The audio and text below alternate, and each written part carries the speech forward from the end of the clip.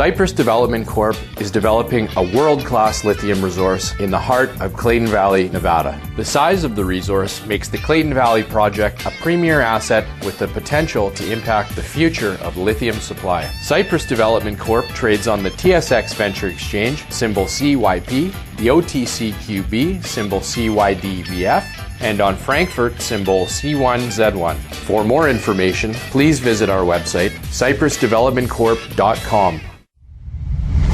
You're listening to HowStreet.com radio, available online at TalkDigitalNetwork.com.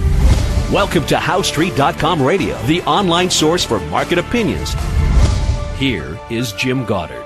My guest is Rick Ackerman, editor of the newsletter Rick's Picks, his website, rickackerman.com. Welcome back to the show, Rick. Thanks for inviting me on, Jim. Always a pleasure. Rick, the reaction by the markets to the coronavirus, is it logical? It's pretty nutty, really. Everybody on Earth except Wall Street and Goldman Sachs is kind of hunkering down. I don't think that I'm not as fearful that it's going to spread and be a major factor in deaths on this planet, but I also think that the market, U.S. stocks trading at these heights, are kind of arrogantly neglecting to discount at least what's already in the pipeline.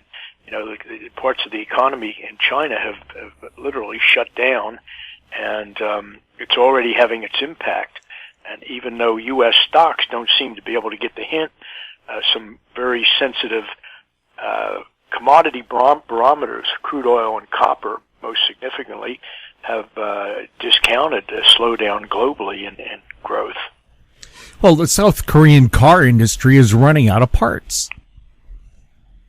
Yeah, that's just one piece of it. The world has a very delicate supply chain, especially for assembly of things like iPhones and automobiles. So it doesn't surprise me that when China, it's more than sneezes at this point, but when China sneezes, the rest of the world catches the cold.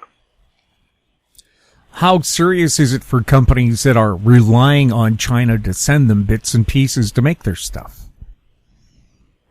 Well, they're all cogs in the wheel, and if you're trying to turn out 300,000 cars over a particular period and you can't get one critical part, it just gums up the whole works.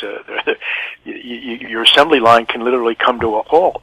And it is a feature of the global economy with the technological improvements that have been made over the last 20 years in manufacturing, that everybody's just in time with inventories, with parts, with everything. So it's a really delicate machine. So what's driving the U.S. stock markets higher? Lunatics. Lunatics charged with the very difficult task of throwing other people's money at sick stocks. That's what they do. There are no alternatives. There's such a flood of money from private sources that what are the alternatives? Do you go into fixed incomes that are yielding less than 2%? So nobody's playing this thing for safety. Everybody wants to squeeze the last marginal dollar of profit out of the stock market. So I think also there's a side factor here that's not exactly healthy, and that is that with the coronavirus threat, U.S. stocks have been picking up steam as a haven asset. So it's not like U.S. stocks weren't pumped enough already, and now we've got the rest of the world kind of throwing their money into it. We'll have more with Rick Ackerman right after the break. Media recognition from Bloomberg, Reuters, recycling trade publications. Patented process for 100% recovery of critical metals, including cobalt, lithium, nickel, manganese, aluminum. American Manganese is focused on recycling lithium-ion batteries for electric vehicles. American Manganese trades on the TSX Venture, AMY, the US, AMYZF, and Frankfurt 2AM. For more information, visit AmericanManganeseInc.com or phone me, Larry Ray, at 778-574-4444. Ackerman Resources Limited is a gold exploration company with significant projects in British Columbia and the Yukon, trading on the TSX Venture Exchange, symbol ABN, and the OTCQB symbol ABNAF. Surrounded by world-class gold deposits and mines, Avon's 23,000 hectares Forest Kerr Gold Project is located in the heart of the Golden Triangle in northwestern BC. For more information, visit us at avonresources.com. Welcome back. We're speaking with Rick Ackerman. What do you expect is going to happen with gold? I like gold here. I hate gold in the trading sense. It's really very frustrating. It's in just such a nasty mood, especially as bulls might see it.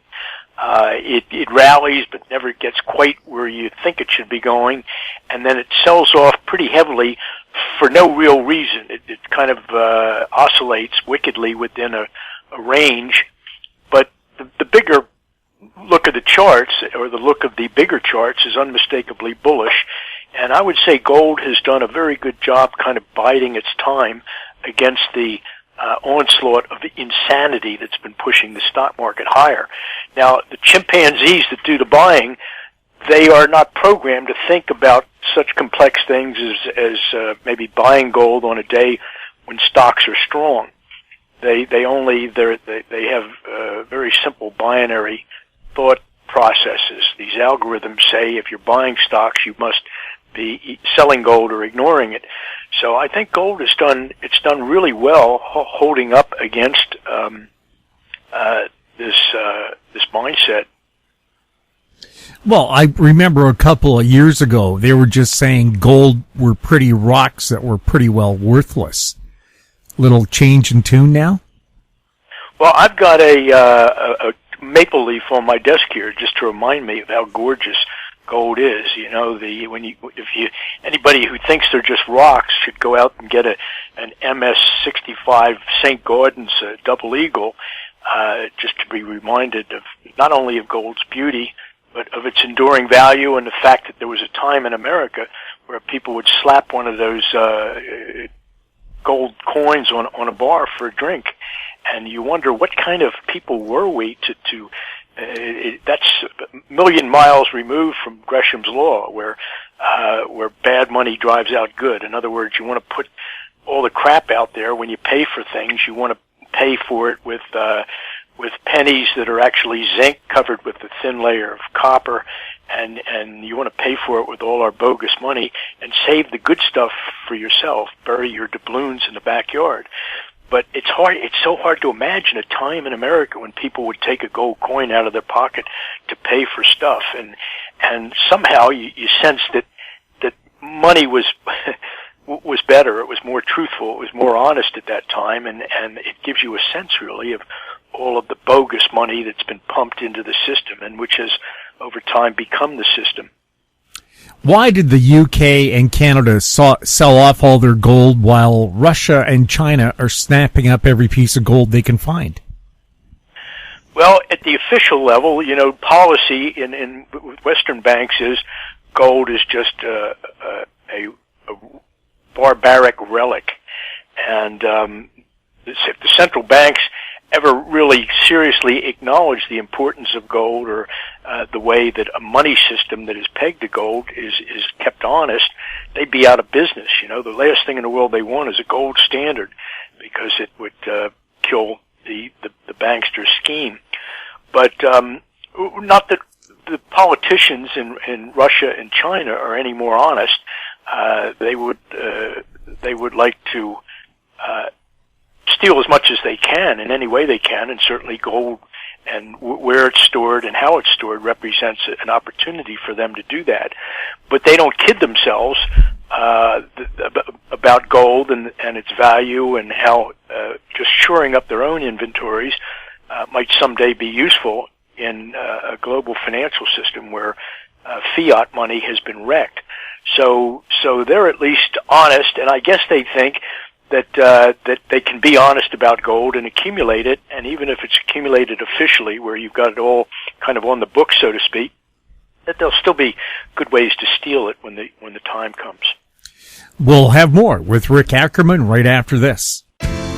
Engineer Gold Mines is focused on the exploration and development of the historic high-grade Engineer Gold Mine situated 32 kilometers southwest of Atlin, British Columbia. Engineer Gold Mines is fully permitted for surface and underground exploration with the drill program now underway. Engineer Gold Mines Limited trades on the TSX Venture Exchange, symbol EAU.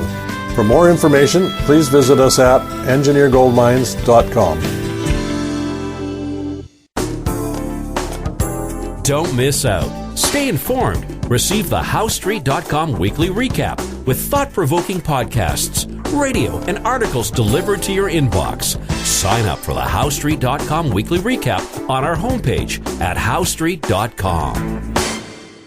Welcome back. We're speaking with Rick Ackerman.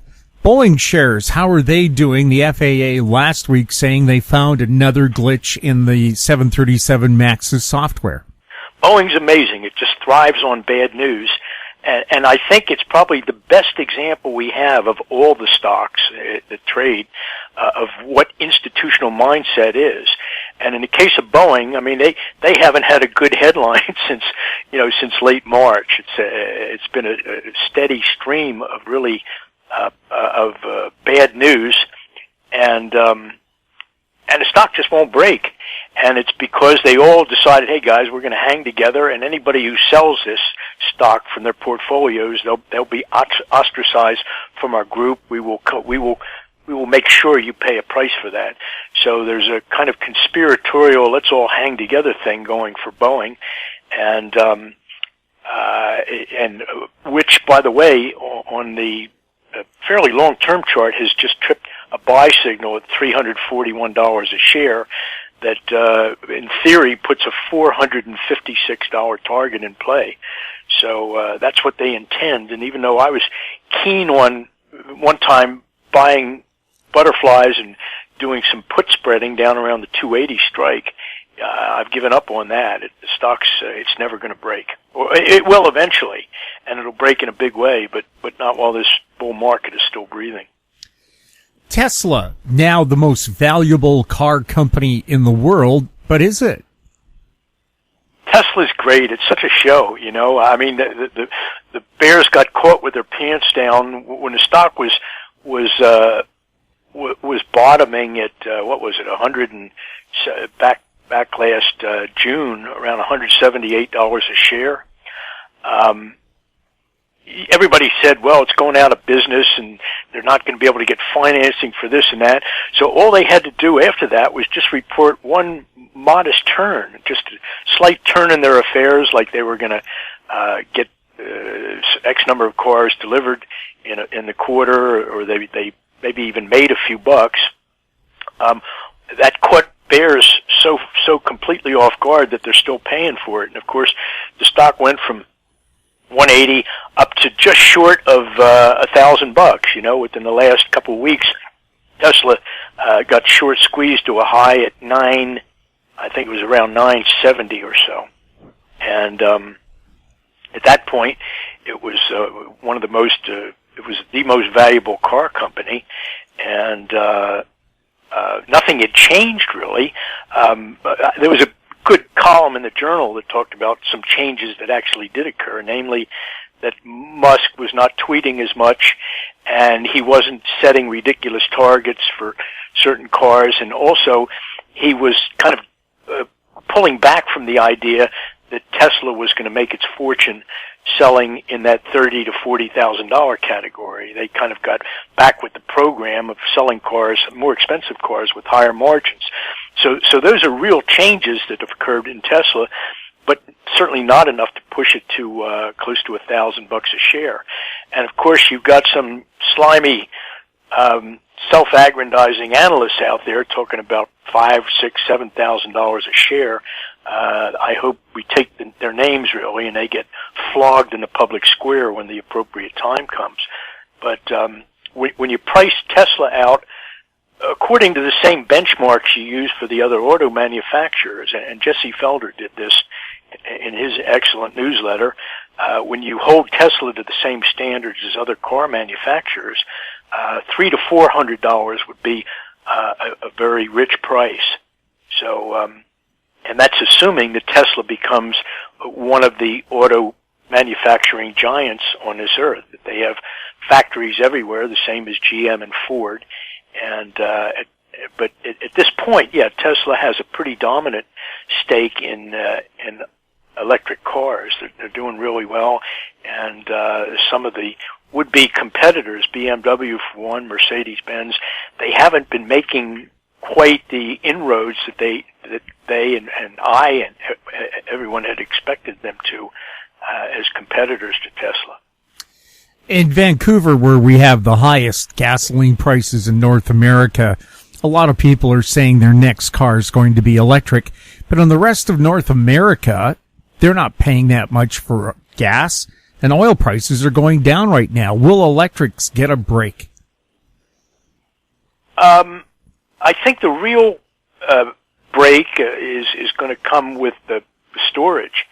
And I've read, what was it? There was some ex-Army guy, an engineer, with a good entrepreneurial track record who has a power storage solution that's just amazing. It's not a lithium battery, but it is much lighter and it holds much more of a charge, and it can power a car more like 1,000 miles instead of 300 to 400 miles. So that breakthrough may be closer than we think. The story about the Army guy is being written about in the same way we used to hear about those conspiratorial stories about the guy who had a rubber formulation that would make tires last forever, and there was the other guy who had something that you dropped in your gas tank that turned water, or that turned water into fuel, and so on and so forth. So there's this business about, well, the big companies are trying to keep this guy out of the picture, but he's got traction with some pretty sharp, well-heeled investors, and it sounds very promising. Rick, what's going on with Bitcoin?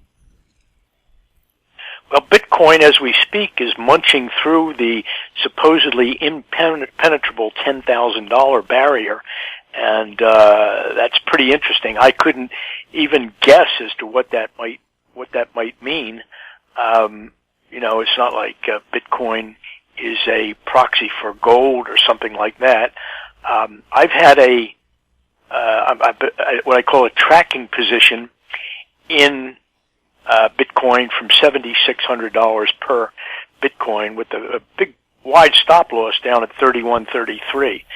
So, but that position is based on a target of 21,000, and I would say Bitcoin's going to get at least to 16,558. That's what I call a secondary pivot on the same chart. Gives me that 21,000 target. So I don't purport to know why Bitcoin does what it does, and I think it's kind of a hoax. I'm not a Bitcoin guy. I just question how something can have value that people can create out of thin air. I mean, our dollars have that value simply because it's a tradition. We've had the system has slowly grown around us, but to create a coin or a cryptocurrency that instantly has value, well, it just doesn't make sense to me. And as you know, there could be a Jim Goddard Bitcoin tomorrow. If your name has good enough recognition, then you could certainly capitalize on that by issuing your own cryptocurrency. And like all the cryptocurrencies that exist, it would not be backed by anything. It would be backed simply by the fact this is the Jim Goddard crypto coin, and he seems like a good guy and he seems honest, so we'll buy it. So that's how all of the Bitcoins have gotten launched. There's nothing behind them. Rick, anything else you wanted to bring up today? I think we've covered a lot of ground here, Jim. I would say on that big picture thing that I've been talking about for 30 years, I still see a deflationary end game, and I was getting a little concerned because copper was going bananas, and the dollar was losing strength, and we've seen both of those trends reverse very significantly. I'm still, you definitely have to pay attention when copper is moving higher if you're a deflationist.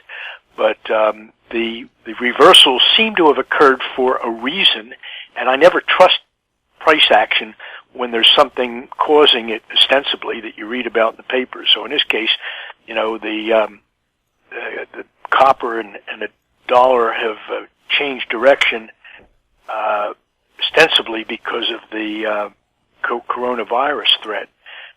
So I'm not sure I'm out of the woods yet with the I'm not giving up on the deflation forecast. Far from it. I'm really kind of still hardcore deflation. But I'll be interested to see whether the uptrend in the dollar and the weakness in copper and crude continue, X the influence of the coronavirus. And of course, where it all leads, the stronger the dollar, the more difficult it is for people to pay back dollars that they owe. And if you take the global derivatives market, which aggregates to something like $2 quadrillion, there is all of it represents borrowing of dollars. Yes, there's lending too, but we're more concerned about the borrowers and their ability to pay back. So the more valuable the dollar becomes, the more difficult it becomes to service all those debts. So it represents a huge deflationary juggernaut, and it's still out there waiting for its turn. One last thing I want to mention is that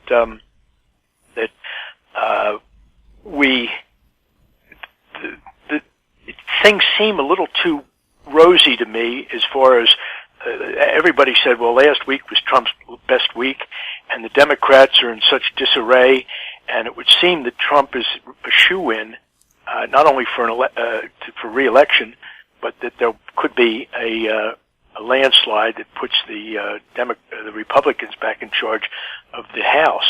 And to me, it all seems just a little too perfect, a little too certainly a little too pleasant, the news for Wall Street. And I would only point out that that if the economy were to take a downturn, and the only thing that'll make that happen is a bear market, and Trump's re-election odds were seen to have diminished, it would start to feed on itself. The market would start going lower out of fear, and would take the economy with it.